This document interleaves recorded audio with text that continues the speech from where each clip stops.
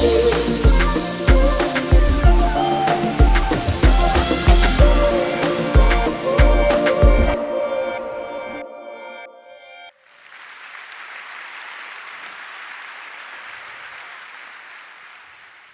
think we become really good at sharing. Today, we kind of share everything. We share our car, we share our apartment, we share cycles in our cities, we share our skills. You know, statistics even indicate that among people here in the audience today, people share their husband or wife at the local swinger club. So, sharing is caring, whatever works for you guys. But one thing is for sure, and that is that sharing economy has made it a lot more easy and fun to share than it has ever been before. Because what sharing economy does is that it brings people together and gives them an opportunity to strike meaningful deals. So, my name is Andreas. I'm a Danish entrepreneur, and I've been working in the sharing economy for the past 6 years, and I've been trying to solve one big problem. This is an average Italian on a sunny day. I mean, basically, it could be any of you guys in here. That's an average Italian on a rainy day. So, getting caught in the rain sucks. It's horrible. So, I'm trying to solve this problem. So, what I do is this. It's quite simple, yeah. The quick one would say Photoshop. No, I'm not doing Photoshop. Like what we're trying to do is we made an umbrella sharing system where we kind of enables people to access umbrellas and drop them off when they don't need it anymore. And my story, it starts in Taiwan when I was working as a process consultant. One thing I noticed working in Taiwan was they're very good at sharing umbrellas, because every time it started raining, the shops, they would put out umbrella racks, and there would always be like a half-broken or forgotten umbrella left that I could use as my personal sharing system. So I thought, that's smart. I can do this in Denmark too. So when I came back to Denmark, I brought 1,000 umbrellas into my city, and I said to people, look, you can share these umbrellas. And people did share these umbrellas, but unluckily enough, a couple of months later, there was no more umbrellas left to share.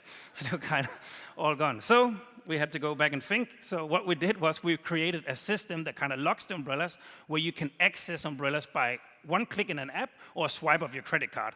This is called Drip Drop, and that's why I am the umbrella man today, and this is my contribution to the sharing economy. So why should you guys engage in the sharing economy? There's a lot of benefits engaging in the sharing economy, and I think one of the biggest benefits for users is the fact that actually, it's a lot more convenient to have access to things than necessarily own things. Owning things comes with commitment. I think a lot of you guys been probably coming home late from work and you just can't find a place to park your car. If you bought a house, you're also paying off a mortgage, and then you have to have a good job to support that. If you own a boat, you need to renovate it once a year. I mean, ownership comes with commitment. Access doesn't come with that type of commitment. Now, if you do own things, engaging in sharing economy is actually also really good, because you can profit from it. Now, me personally, I own a car. My car stands still for 90%, 95% of the time. It just does nothing. It just stands in a parking spot, takes space. So what I do is that I rent it out at a Danish platform called GoMore. And actually, while I'm in Vicenza right now, there's a family that's borrowing my car and actually utilizing it. So what makes me trust these people with my car? It's not a really good car, but it's the fact that a lot of these peer-to-peer platforms, they have a reviewing system. So this is my profile. So obviously I'm a 5-star sharer, but so whenever this family is returning my car, they have to review me and I have to review them. So it creates an incentive to behave well. So just to sum it up, these type of transactions in between people makes a lot of sense. Now, it's not only the people that wins, but the environment is also winning. Because today we live in a world where there's a growing population and a rising middle class. And this middle class, they all dream about the good life. They want to have 2 cars, they want to live in the city center, they want to have the newest mobile phone, and they want to travel at least twice a year. We don't have enough resources in this world to support that type of lifestyle for everyone. So sharing the resources we do have makes sense environmentally. Now, as the umbrella man and being very passionate about umbrellas, I'll tell you a little bit more about umbrellas. It makes sense to share umbrellas because today, 1 billion umbrellas are produced every year. That's enough umbrellas that if you put them down, you'll get around the world 18 times. That's every year. And you know what the problem is? Most of these umbrellas, they are produced to break. They're produced to last one time, so it breaks it, you throw it away, and you buy a new one. That's consumerism right there. They just want to make money. So by sharing umbrellas, we as a company, we kind of incentivize to build better products, better lasting products. Because if we deliver a bad product, people are not going to use our service. And actually, to fill up umbrellas is almost more expensive than to produce them. So we also helping the environment. So to just sum up the sharing economy in the essence of the good ways, as a user, you win convenience access. As an owner, you win profit. And the environment is also winning because we share the resources we have and we do better products. So this sharing economy is also influencing the cities we live in, because the cities we live in are facing challenges. If you think about Milan or Rome, you probably also know there's a lot of traffic. And with a lot of traffic comes pollution. So cities are trying to face these challenges head on. And brave cities, as I like to call them, like Oslo and Madrid, they're taking radical choices and being the first movers in this market. What Oslo and Madrid have done is that they're taking all the cars and said they banned from city centers, right? So they made a car-free city center. They broadened the bike network. They removed parking spots. And the result is just amazing. In Oslo alone, they have more than 3 million bike rides every year on their city bike system. It's a city with only 500,000 people, and where it's so cold 4 months a year that you can bike. So companies like my own, we're trying to come into these changing cities. We're trying to offer alternative ways of transporting, because we all believe that these cities are not going to have cars in the future, or they're going to at least have a lot fewer cars. This type of this market is called the micro-mobility market, and it refers to short journey transportation. It's really huge right now. So it's companies who introduce e-scooters, bikes, skateboards, all kind of things that we can kind of share and transport ourselves in short distances. So investors, they're pretty happy about this market. They pour in a lot of money to these businesses. And as a result, a lot of companies are competing in this market, and it's kind of creating an unhealthy fight for market share. Because all these companies care about is actually getting to market and doing it big and fast.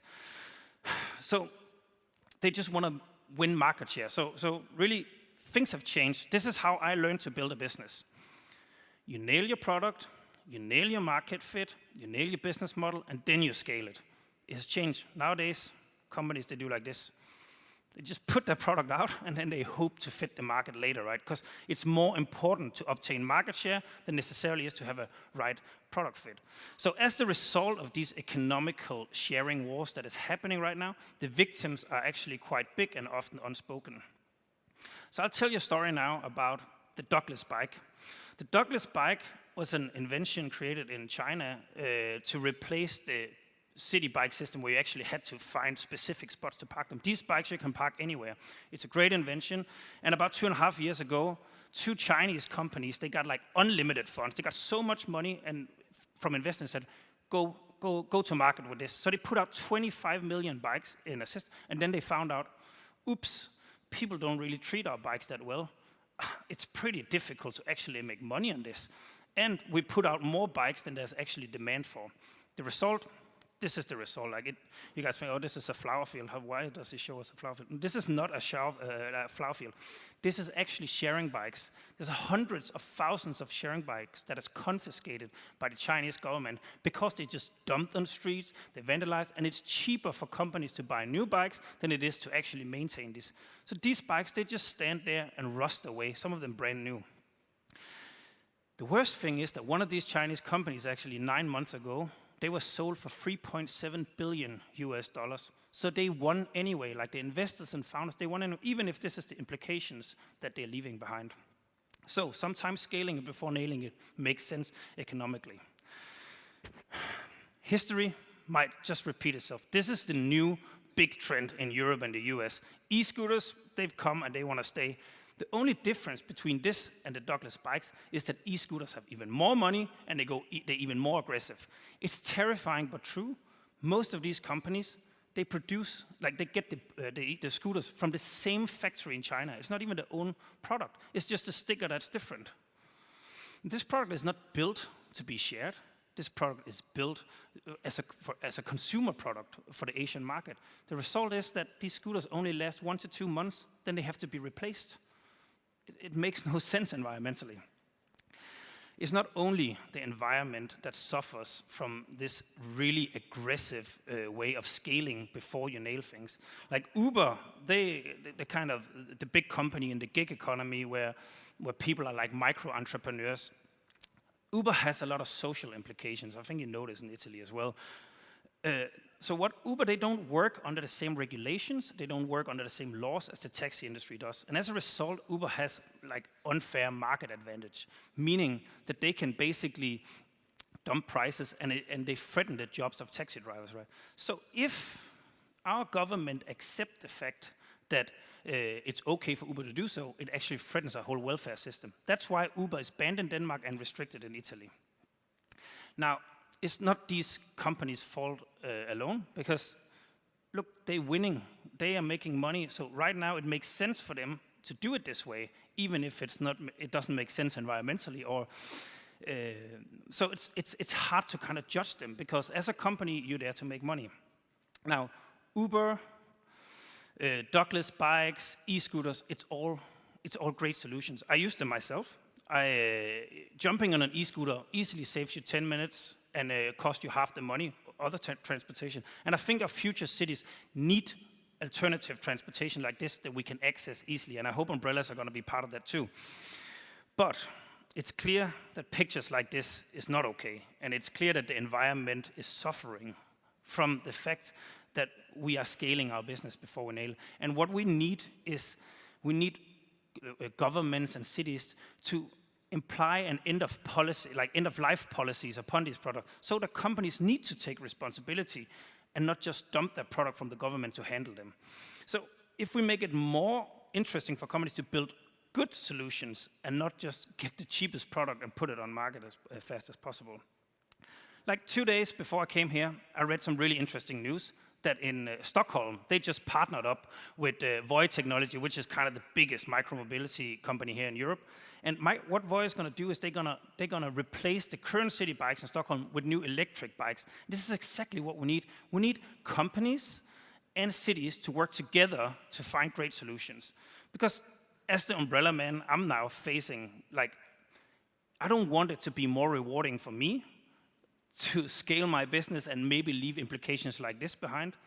But what am I going to do? You know, I want to win. So I hope that there's more brave cities like Stockholm, Oslo, or Madrid in the future that can help me. Thank you.